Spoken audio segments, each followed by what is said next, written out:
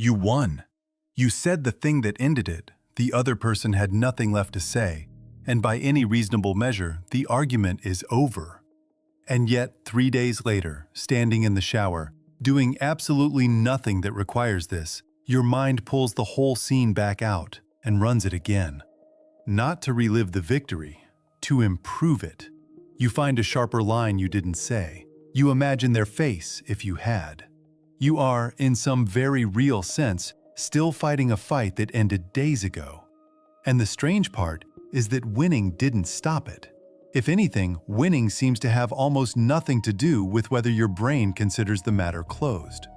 That should bother you more than it does, because it means the thing keeping the argument alive in your head was never really about who was right. Start with a simple test. If closure came from being correct, then winning an argument should feel like finishing it, the same way solving a math problem ends your relationship with that math problem. Nobody replays a completed Sudoku. But arguments don't behave like puzzles, because a puzzle only has one kind of stakes, and an argument has two running at the same time.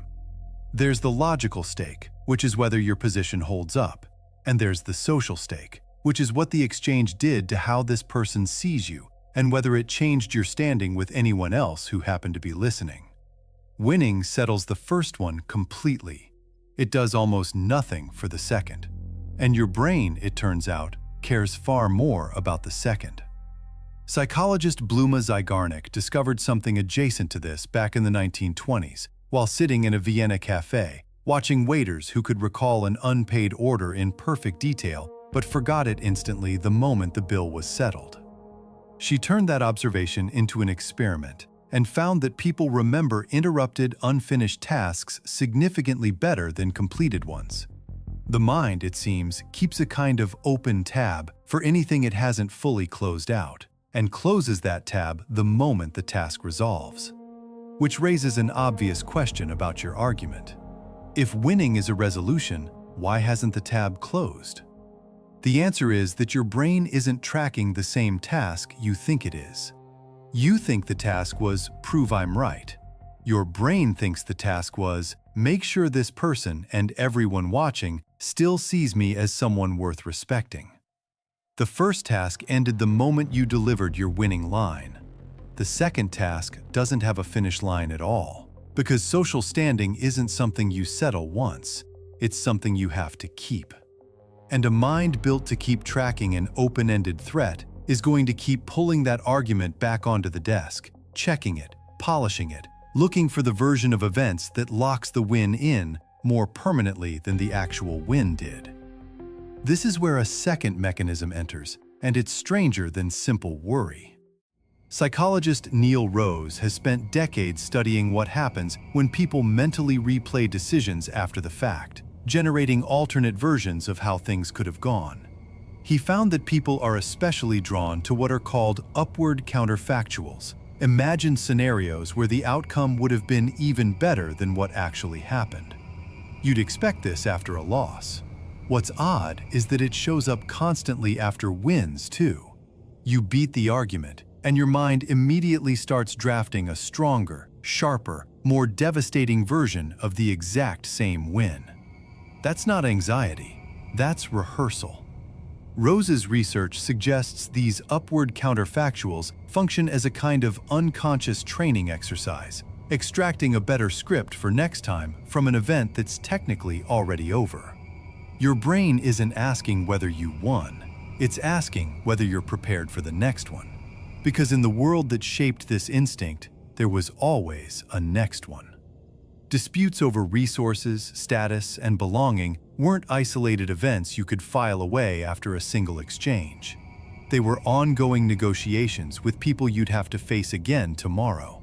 And the version of you who kept refining the argument in private long after the argument in public had ended was the version who showed up better prepared the next time it mattered. Which brings us to something researchers studying anxiety and rumination call post-event processing, a term coined to describe exactly this kind of after-the-fact replaying of a social situation, turning it over from every angle to extract more information out of it than the moment itself provided. It was first studied in the context of people re-examining awkward or embarrassing encounters, but the mechanism doesn't check whether you won or lost before switching on. It checks whether the encounter had social weight, whether someone was watching, whether standing was on the line. An argument you won decisively can carry exactly as much social weight as one you lost, which means it qualifies for exactly the same obsessive review. Here's the detail that should genuinely surprise you. The replaying doesn't happen because some part of you is insecure or unsatisfied with the outcome.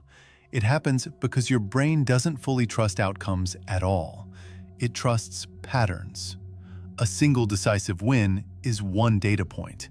Your mind wants a rehearsed, reliable script it can deploy automatically the next time, without having to invent one from scratch under pressure. And it builds that script the only way it knows how, by running the scene over and over until the sharper version feels as familiar as the real one did. There's also a quieter, more uncomfortable layer underneath all of this. Winning an argument rarely resolves the relationship the argument happened inside of. You beat your colleague's point in the meeting, but you still have to sit near them tomorrow. You won the disagreement with your partner, but you still share the same house tonight.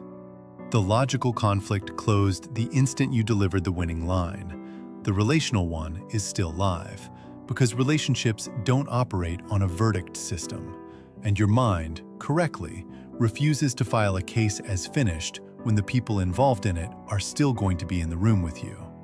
So the replaying isn't a malfunction, and it isn't proof that some hidden part of you actually lost.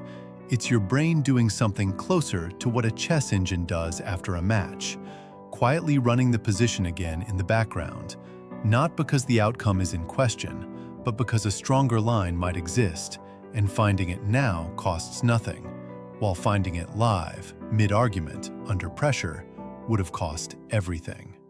You are training for a rematch that may never come, using a victory that already happened. Because somewhere very deep in how you're built, closure was never about being correct. It was always about whether you're ready. Which is why the argument you won 3 days ago is still open on your desk tonight. Not because you're doubting yourself, because some old, patient part of your mind is still preparing you, and it has never once cared whether the fight is actually over.